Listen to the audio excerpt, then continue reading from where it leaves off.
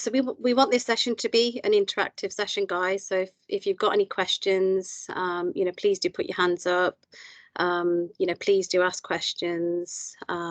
So on that note, we're recording now. Yeah, brilliant. So Sarah, welcome to BCC.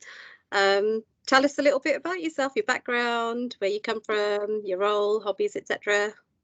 Cool, will do. Thank you so much for inviting me along today. So a bit about me and my background. So right from leaving school, I've worked in the public sector, always worked in the public sector.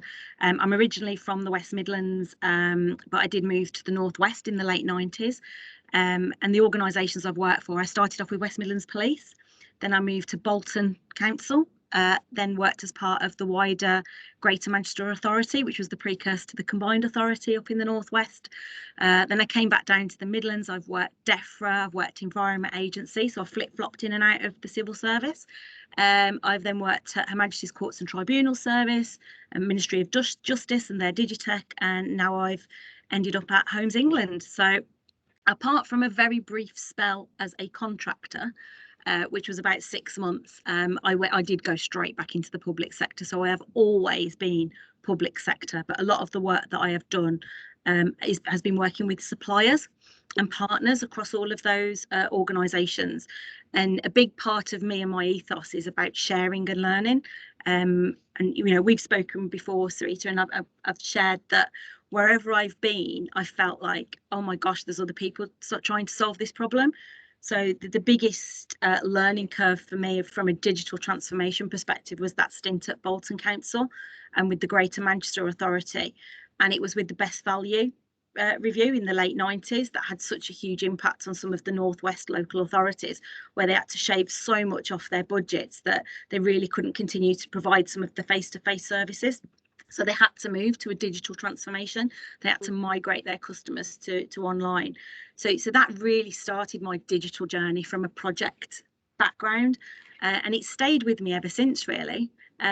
So wherever I've gone, I've always been, unknowingly coming from a user-centered perspective, so working directly with the customer, for the customer, and putting that user lens on whatever we did was to get, I suppose, and delivering iteratively to get value early, because there was never much money knocking about, and you never knew if you were going to get it next year. So you were really, keen to do what you could, but deliver that value. And yeah, I think that it's been really nice for me then in 2013 to get involved in the government digital service arena and working closely with them and delivering agile, which is a term that we're trying not to use as much now, working more with our business colleagues. It's got a bit of a reputation, agile, as I think where it hasn't been applied in how it's been meant to, it's really turned a lot of people off. So we talk a lot now about just thinking about some of the terminology, some of the language that we're using, reverting back to plain English,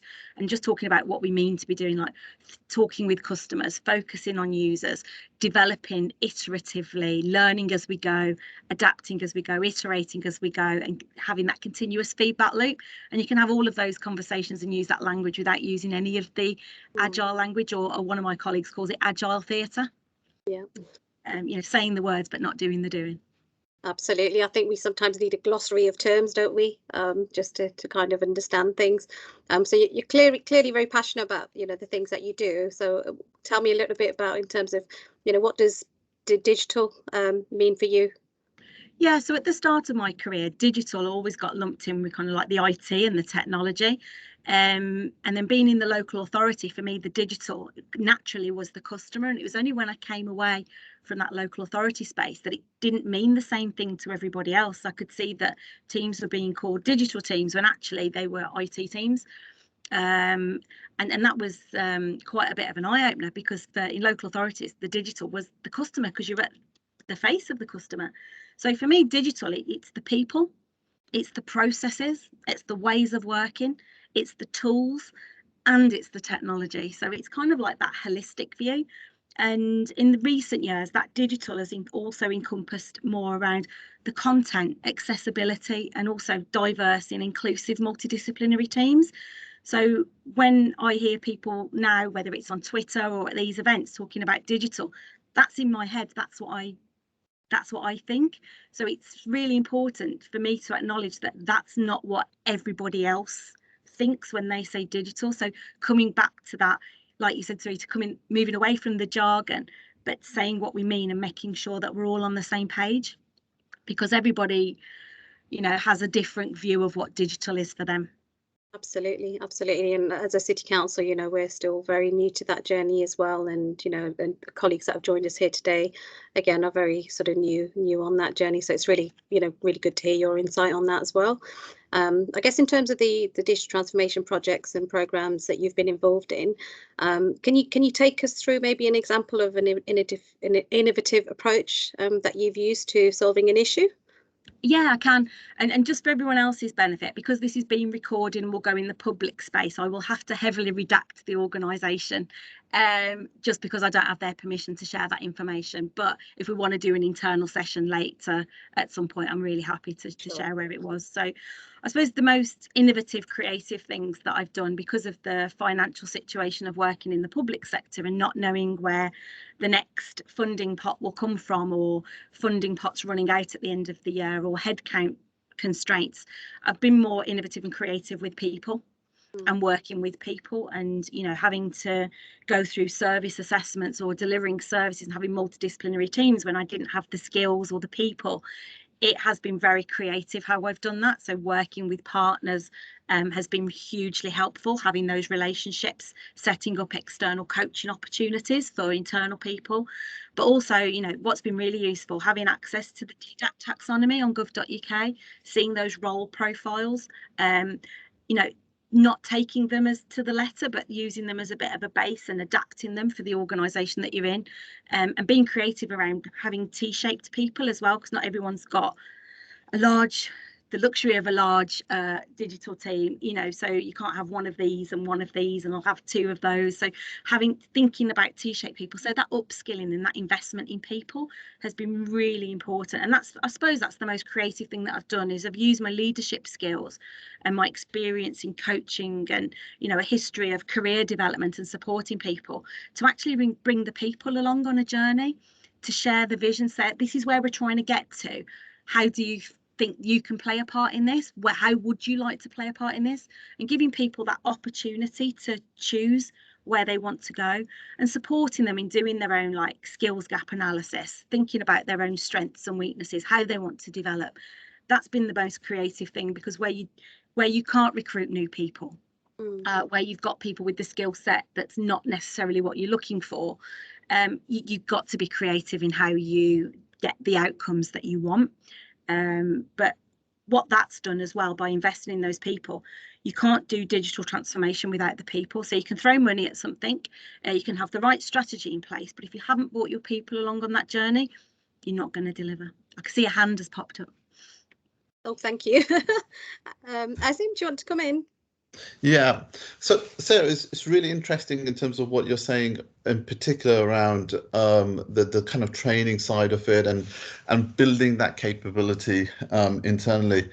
One of the things that we've experienced within Birmingham is that, so I'm an agile coach, and I've been coaching a number of individuals, but when you have a situation where you're learning at a rapid speed and applying at the same time, it can be quite stressful. How have you experienced that, and have you seen staff saying, "Oh, guys, I need a bit more"?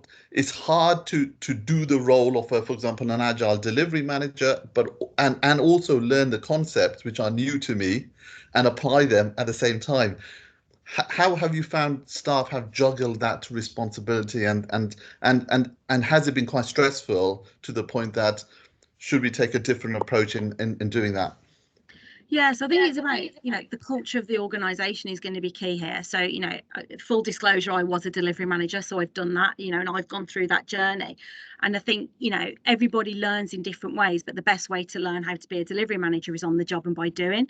And going back to the culture piece, you've got to acknowledge that it's okay to fail, and you're going to get things wrong, and you're probably not going to be as fast or as polished at the start of your learning journey. So you know, applying those coaches, and it's great that you're an agile coach, because they're so valuable, but it is about acknowledging up front in terms of your delivery roadmaps and your plans that, you know, velocity will be quite light to start with as people are on a journey.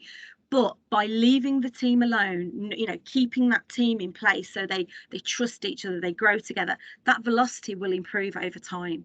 So you will get quicker and you will get faster. But I think going back to the culture piece, if you're on a journey and it's a learning journey, just acknowledging that it is going to take some time and there are going to be some mistakes along the way, and that's okay. But you're going to learn from it. There's things that you can do to mitigate against any huge risks. So you can make sure you've got an agile coach in place, but you can also do some pairing as well. So I've delivery manager pairing where the two work together. If you're bringing contractors or suppliers into the space, you can bake it into the outcomes of their contract that they do knowledge transfer and coaching. I've done that quite a lot as well. So they come in, they're bringing expertise, but also they're bringing people along on a journey, and you can actually, you know, as part of their outcomes, you go, right, have you done that? Have you done that knowledge transfer? Have you passed those skills over? But, you know, it goes with any profession, even someone who comes into an organisation as quite a senior DM, they're still on a learning curve because every organisation is different. So it's only by having static, sustainable, long-lived teams that you're truly going to get the benefit of having, you know, of that investment, that return of investment of training and support. But yeah, you know, I'm a full advocate of sustainable service teams over project teams. Fund teams, not projects, is my new mantra, because those service teams will get you out of the cycle of keep needing digital transformations. You start to invest that permanent spine. Yes, you'll bloat it when you've got a new initiative and you need to bring in additional people, but then you'll scale back and you've got that service team there that will continuously improve what you've been doing. Yeah. Brilliant. Does that answer your question, Azim? It does, and it's interesting some of the points you've kind of made. I think there's definitely so much synergy in terms of what we're experiencing. But I think the real positive thing is that there's a lot of eagerness and people wanting to get involved in that, and you're actually starting to see people grow into those roles. And that's really positive. So yeah, just on the back of that, just one other question around how have you found it?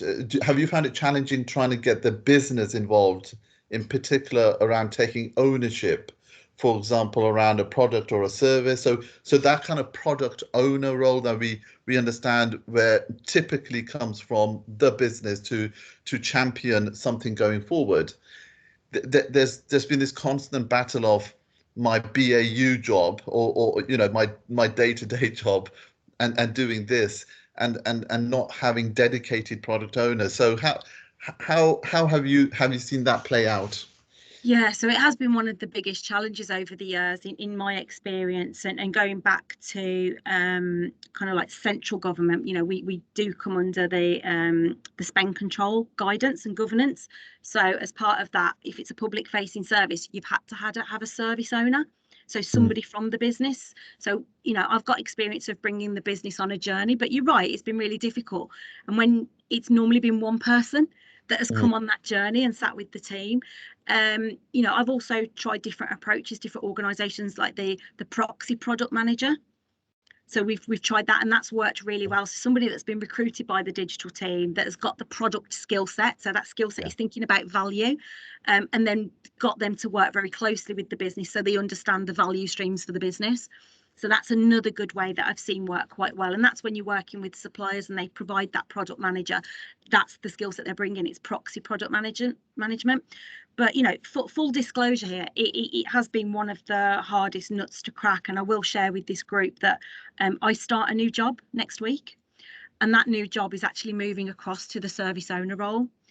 Okay. And for me, it was a bit of an epiphany, really. You know, we've created digital teams and digital directorates across government and local authorities, when actually all along what I'm trying to do is close the gap between the business and the digital team. Yeah. And what we've seen is just big digital teams come up. And actually what I want to do is take my skills, knowledge and experience to a business team, focusing on service ownership, where I can actually apply all of that learning, where I can actually lead a multidisciplinary team. So, you know, I will be on the other side of the fence. Nobody will need to bring me along on a journey because I'm already there. So, you know, that was an epiphany for me, thinking about where is the future of services in the public sector going, and that was a gap in my skill set. And it's been a long time since I've been service side in local authority. I used to lead the council tax and housing benefit teams when I was at Bolton. Then I got involved in environmental health, and then I was involved in the whole digital transformation of moving to a CRM system, opening up a contact centre. So I've been operational side, but it was a long time ago. And so I think, yeah, to go back to that now with my new experience and my new knowledge and understanding about, you know, accessibility and content, and the data standards in government, I think that's going to really help me support the business area. So I'm staying in the same organisation, I'm not going anywhere. I think that's really going to help my conversations that I'm having. Okay, excellent, thank you. Brilliant, and I think we'll save that for another topic of conversation for one of these COP meetings later on in the year, to see how you're getting on in your new role, Sarah. Thank you. It'll be the Assistant Director of Customer Excellence for Home Ownership. Brilliant. Congratulations as well. Happy to share. Brilliant. So you kind of touched on, you know, the culture piece there. So in terms of, I guess, embedding new practices within the City Council, we really struggle in terms of taking senior leaders, you know, on board that journey with us. Are there any sort of hints and sort of tips in terms of, you know, things that you've done to kind of support you and support them on the digital transformation journey, and kind of, you know, sharing, you know, really good practices, and shedding, you know, the light on good practices that might help? Yeah, so, and this goes for everywhere that I've worked, that digital transformation has been really difficult when talking to the executive, if it's just constant slide decks.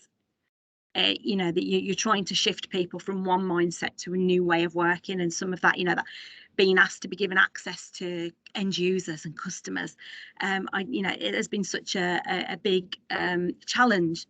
But what has really worked has been working in the open and demonstrating value. So rather than going in with a slide deck, actually going in with a product, or going in with some research, or going in with the data sets that we've been collecting, and these are the insights that is given us, and here's some of the decisions that we can make on the back of it. And again, without using any of the agile language, just getting those senior stakeholders to come along on the journey and to see the value to the point where they're actively driving the work. That's been the biggest success, and I've seen that at two of the organisations that I've been, that is showing the thing is far more powerful than talking about a thing that they can't touch or see. And so showing them how they can get value out of something, starting small, so having one team, having one problem and solving, that would be my advice, and that's far more powerful, cost effective and value for money than standing up a whole team and a programme of work and trying to blitz it all in one go and get to sign off as you go, and then people are asking you for project plans and Gantt charts, and how are you going to spend all of that money down to the penny for the next 2 years. It generally doesn't work. Yeah, absolutely, and it is about working that a little bit differently as well, isn't it? And as you say, you know, show by, you know, learning through the doing, and, you know, sort of showing tells and things that we're working on, that sort of stuff. We're on that journey, we've started, and, you know, this is the reason why we're here today in this COP forum as well. In terms of, I guess, we're now sort of looking, sort of recruiting into these, you know, specialist digital and agile roles. You know, what kinds of roles did you sort of start off with then, and how is it that you kind of, you know, best attract and retain that talent as well? Yeah, so the first thing that I did was, going back to that creative and innovative question that you asked me, was to sit down with the team that we had and look at the DDAT roles, to look at the outcomes that we needed to deliver, and look at the skill sets that we had, and we started to map people across to that. And then the big gaps that we had was mainly around that user-centered design. So then we started to reach out to other teams that had already been on that journey and had similar sessions to this. Well, how did you do that? What did you do? So to start us off, to start to get our strategy in place and start to think about our recruitment campaign, we did work with a partner who had experience in this to help us craft job descriptions. Each organisation is very different, as we've said as well. So your terms and conditions will play a part of that. And, you know, the organisation that I'm at now does have a very attractive terms and conditions. But, you know, from the last organisation that I was at, it didn't have such attractive terms and conditions, yet it still attracted people because of the social responsibility, that ethical piece of actually we're delivering services for the public good. So what that's taught me is really it's more about your advert that you're going out with. You know, you've got to excite people, they've got to want to come and work for you. So parking the role for a second, you've really got to share the ambition. You know, this is where we're at now, this is the problem we need to solve, this is the type of person we're looking for.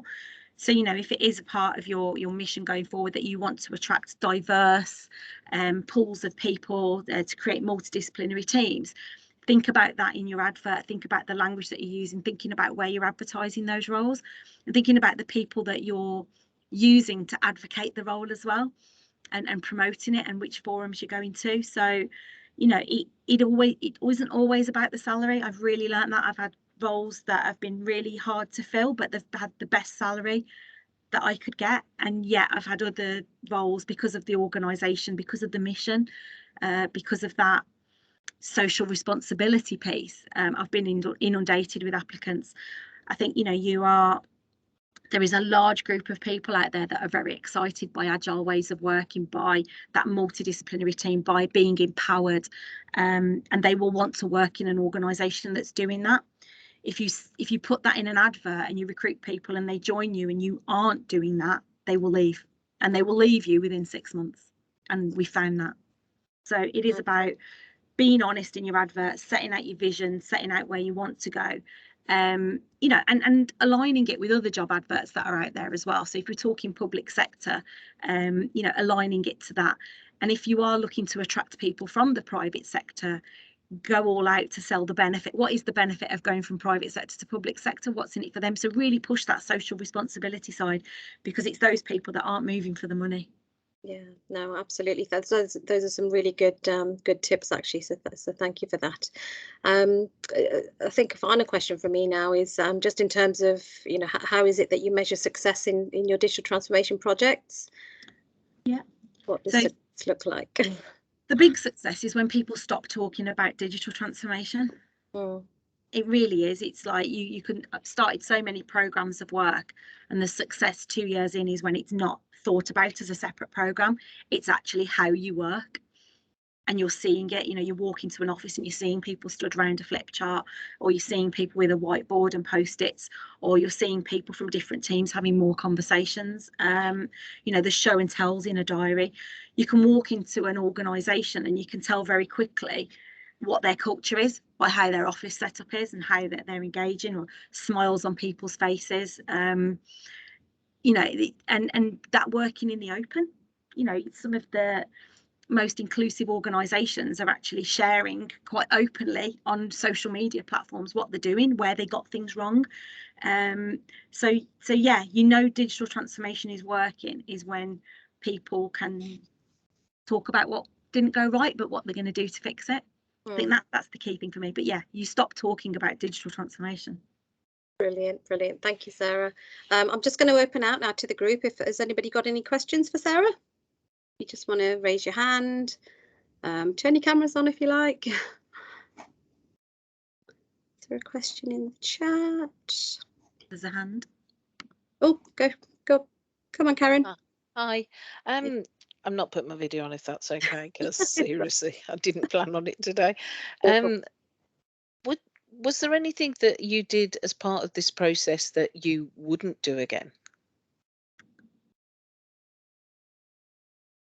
Yeah, I mean, the big learning for me, and it is a personal learning actually, I had success at one organisation, and I moved to the next one had all the same problems, and I went in and thought, right, I know how to do this. I think it's fair to say I went in a little bit arrogant, and I made the assumption that I could apply the same things and I'd get the same outcomes. And I think really acknowledging that every organisation is unique, and a lot of information that is out there, it needs tailoring to meet your organisation, and that goes for job descriptions and roles as well. It isn't a one size fits all. Every organisation's transformation, evolution, whatever you want to call it, is going to be different. And I think, you know, people are different, and it's not a pattern that you can pick up and reapply. And the biggest learning was equally that, you know, some things are there to be challenged as well. So whether it is the service standard, you know, which was great. I worked with the digital service standard back in 2013. It's had a couple of iterations since then where people have challenged it. So where, you know, do your research, your user research, find out what the needs of your users are, and go with that as your basis to do the right thing. But I think it was fair to say, yeah, I was pretty arrogant in, you know, a few years ago, and thinking, oh, I know it now. It's so easy. I've done it here and applied this, and I just tried to apply it as a pattern, and it didn't really work. And I suppose I touched on it earlier that you know, the biggest thing is the people, and that was my learning. Thinking about, I've got to take the people with me. I've got to engage the people, and it's the people that, going back to that last question, it's the people that, you know, when you've been successful with digital transformation, because you've got a happy team. You know, the team have come on that journey. The team have, you know, increased their capability. They you know, the team are delivering. Yeah, it's really important. Yeah, it does. I think the other thing from my perspective, I've only been at the council for just over 2 years, and I inherited a team of 3 who weren't happy. So I've come through the, you know, thankfully they are happy, or they tell me they are. Who knows? But the wider piece of work that is going on within our directorate at the moment, how do you deal with people who are long-term employees of the council, for example, who are still perhaps not as progressive as about the journey of moving forwards? Am I wording that in a polite way? Yeah, in the correct way? No, I've got lots of experience in this space. I also made a lot of assumptions that people weren't progressive, and some of the people that have gone on the biggest journey of the ones that I didn't think were very progressive at the start. I think it's down to leaders to ensure that there's coaching in place, to ensure that there is you know, that investment in those individuals. Change is quite a scary thing for a lot of people, so it is thinking about the content that we're sharing, the vision that you're sharing, and it is about having the right conversation, because nobody intentionally sets out to do a bad job. Nobody intentionally doesn't want to do the right thing or move in the right direction. I think it's just about having those conversations. And there are some people who might sit there and say, right, that's it, I don't want to work in this agile way, it's not how it's not what I'm interested in. But I think it's through coaching conversations and through supporting individuals getting to the bottom of, well, why is that? Why don't you want to do that? What's holding them back? And you know, you might just get some people that there are other things going on, or there are other reasons, and they just don't want to be at that organisation anymore. And I think it is about having really open and honest conversations, but it has to come from a place of support, has to come from a making sure that people know that there is a place for them. Yeah, and then that's going to be the key thing. I mean, someone said, oh, you can't make everyone happy all of the time, you know, and then I went on a coaching course, and actually it is down to getting to the what is the actual problem. Yeah, because it won't be agile. It won't be agile ways of working. It won't be that you've got a new vision. It won't be any of that. That there's some reason there, and it's generally fear. Cool, thank you. All right, thank you, Karen. I think Azim had his hand up next. Yeah, it's quite interesting, Sarah, what you're saying with regards to that change that needs to take place. I think one of the things that I've observed is that individuals think that agile is about stand-ups, you know, the iterations, retrospectives, and so forth and so forth. So. And I remember having this discussion with colleagues and saying, actually, those are just ceremonies that facilitate it. If you don't understand the benefit that you're going to get from them and see how that methodology makes a difference to the project that you're working on, or the program, then you're missing the point. And it goes back down to some of those key principles within the manifesto within Agile, and sticking to them, rather than saying, actually, I just need to religiously just do the ceremonies because I'm just magically going to be Agile. And I think there's some of that thinking that you have to dispel. And it is fear. It is absolutely, change for anyone is a fearful thing. But when they actually see, and what we did within Birmingham, we kind of started with some initiatives, showed the positive side of how agile can work, and then started selling it from there. But I thought I just wanted to mention that, I think, from some of the experience that we've had. Yeah, going back to that kind of like fear as well, it's two-pronged. There is that fear of change, but also there's that fear of working in the open, and it comes down to that psychological safety and the culture of the organisation, especially for people that have been there a long time. And only drawing on my own experiences, I can remember what local authorities were like back in the late 90s, early 2000s, and if you got something wrong, yeah, I've got heart palpitations just thinking about it. So there is a cultural piece there as well, and making sure that it is a psychologically safe environment for people to work in an open and transparent way. Yeah, absolutely. Brilliant. Thank you. James, do you want to come in? Yes, thank you. Hi, Sarah. You talked about DDAT roles there a few times. I was just wondering if, in an organisation, thinking of the context that we're in, so we're an organisation which, we've started doing some really great stuff, digital projects and so on, but we're still at the start of that journey. What are there any roles in there, in that DDAT suite of roles, which are going to have more of an impact in the early days of building digital teams? In other words, where would we start? Which kind of roles are best for us to start with in our recruitment journey? Yeah, so we've had this conversation many times, and in experience, I've seen people recruit a load of delivery managers first. We need the delivery managers, and actually you end up with loads of delivery managers and nothing to deliver, because you're still mobile, you're still thinking about, the first part of the journey. If we go back to whether it's the business case, the 5-case model, what are you trying to change? What are your problems? What's the value in doing this? That role is, for me, and in the job description, it's that product role and that service ownership. So if you haven't got that leadership of what's the vision, where's the goal you're aiming for, what are the benefits you're after, then it's pointless bringing in anyone else.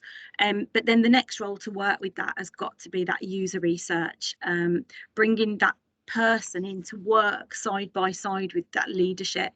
Your service owner, your product manager, and that research is a really nice sweet spot. That's starting to shape, actually, what are the things we're going after? What are the benefits that we're going to get? What are the value streams we want to create here? And that's even before you start talking technology. You don't even, some of that might come into play. You might have some burning platforms. You might have some legacy tech. You might have a contract coming up for reprocurement that's really shouting in your ear over on the right. And you might have to make some tactical decisions in the short term and, create a little bit of tech debt.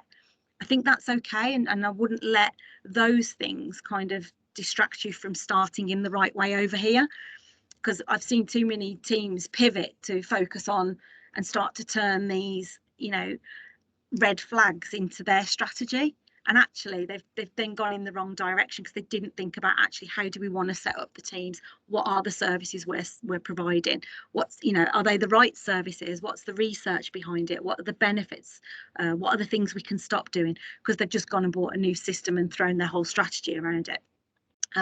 So that's kind of where I'd go there with the roles. But also what I have Pavla, and those DDAT roles, they're there as a guide, and they can change, and they probably could change in 6 months' time, and you'll see new ones in there, you'll see ones go. The best thing, and I hope my team would all say this as well, is the most successful teams is where you let people cross those boundaries of roles, where you think more about the hats that people wear as opposed to people in your team. So you might have a person that puts on different hats and performs different activities, and T-shaped teams, they can generally be a lot leaner as well, and therefore more effective and deliver more value. Some of this, I was trying to think a nice way of putting this, I don't want to say the worst performing, but the team that deliver less are generally the bigger team, because there's so much going on, or there's so much conversation, that yet the smaller team working really nicely with somebody leading that vision piece can deliver quite a lot, and they can deliver it quite fast as well. Brilliant, thank you. Thank you. Thanks, James. Nicola, do you want to come in? Yeah, sure. Hi, Sarah. Actually, you said something really interesting about creating sustainable service teams and sort of moving in that direction and less focus on projects. I just wondered the process that you went through to get to, was that sort of evolutionary, or did you kind of set out, is that more like developing that product function? Yeah, it's a journey. And I'm saying that because I'm in the middle of it, and it is a real challenge, because it is getting away from those small pots of money to deliver a project and trying to secure funding for those long-lived teams. So we started off, it was a bit of a process. So we had projects that were going on, and we had product support, which was like your BAU. And so our first phase was splitting out our product support into service areas, and that step one was very much aligned to systems and products, because that's the way we'd been set up. So we've done that, we've stepped that. The next step now is starting to think less about the products. So going back to what I was saying about James, don't align your strategy to the systems that you've got. We're now starting to forget about those systems. We know they're there and we have to keep them ticking over, but we're in a space of maybe not doing any more improvement on those systems, but starting to think about the program of work that we've got is to transform the whole organization, not just digital. So this is where we say it is, you can drop the word digital. This is a transformation of how we want to work. Everybody's responsible for digital in an organization. So the next step is now start to use that program money to fulfill the capability and the needs of a service team and do that research. So standing them up early to work alongside your project teams, so that you're building the capability, and then at some point the project team can back away and leave, and you've left this long-lived service team. But a part of that is having conversations as you go about securing your headcount funding. That's been a huge challenge, making sure that you've got the right number of people after you've transformed. And there's a really good case to make, that you can capture the data to provide that evidence of that return of investment of doing that. Is you won't need to keep standing up projects. You can forward plan 5 or 10 years. You've got a service, you're continuously improving. Your user feedback, your customer feedback will improve. If you get a customer complaint, you can deal with it, you can respond to it. You'll have that team in place, so you will get that return of investment in 5 years, as part of the Green Book guidance on business cases. But it is a bit of a shift, and I appreciate that might be a challenge in local authorities where your leadership might change, priorities might change quite quickly. But in terms of value for money and the taxpayers investment there, it's a no-brainer to stand up those service teams to get those improvements, and having that team in place all the time. You're constantly, you can be in a position to pivot. You've got that support there. And has it been, I guess it sounds like you've got a really good sort of collaboration approach, or you're getting to that level in terms of helping the business and partnering more with the business, as opposed to maybe being a sort of a standalone function that they call on. I guess, has there been a challenge around trying to support them around innovation and stuff like that, or are they fairly open to all of those sorts of things, new ideas? And yeah, it goes back to what we were saying earlier. It's demonstrate the value. If you're just talking about doing something, it's really difficult to get that buy-in, but showing it, and this is a part of my move, it's about demonstrating, being an exemplar, showing how it would work in reality. And as with any leadership group, there's some people that get it and are happy to, just happy to go on that journey. Yet there are some people that probably need a little bit more evidence to bring them along. But yeah, it isn't easy. It really isn't easy. But I think putting the insights, capturing the right data and presenting the insights will do all of the hard work for you. Showing how much you've invested in projects, showing how much it's cost you, showing how, whether it's solved problems that it's set out to do, the number of IT projects that fail because they haven't met the user need, or they went over time, and all of that data exists at your hands. I think it's just about presenting it back and showing. That's good. Thank you. Thank you. Thanks, Nicola. Does anybody else have any questions? No. Okay. I think that draws us to the end then. So Thanks, Sarah. This has been really, really helpful, really insightful. So thank you. I think there's lots of, synergies in terms of, the information that you've shared in terms of the digital teams, and especially how, the City Council operates. So I think there's lots of food for thought there. And like you say, this is a journey. We can't expect change straight away, and, change and adoption, takes time, doesn't it? So I think this has been really insightful. So thank you so much for joining us today, and hopefully one day we'll have you back again to talk about the service owner role. Absolutely, really happy to. It was lovely to meet you all. Thank you, Sarah. That was really Thank good. you. Good luck with the new role. Thanks, Sarita. Thanks all. Take care. Bye. Bye bye.